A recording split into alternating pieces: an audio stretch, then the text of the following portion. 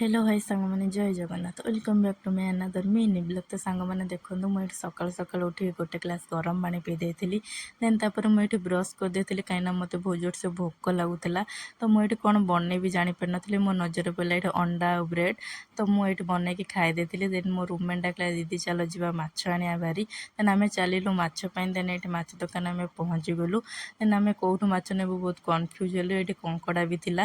Then आम मौसा पाखु माछ सब नेऊ। तो देन आम से मौसा पाखक चलू माछ आने। देन से मौसा ये आमर ओजन कर स्पीड्रे भी माछ आमर काटी देकी आमको भी सागे सागे देदेले। देन आम चलिकी भी आसीगलु आम रूम को।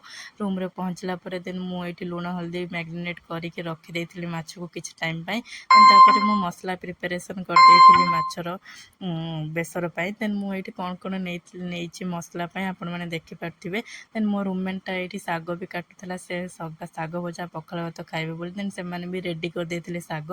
देन मुझे माछ को भाजिकी देन मु माछ मसला भी रेडी कर देउथिली। देन मुझे रोचे जय जगन्नाथ। मो वीडियो भल लगी लाइक शेयर सब्सक्राइब कर दे।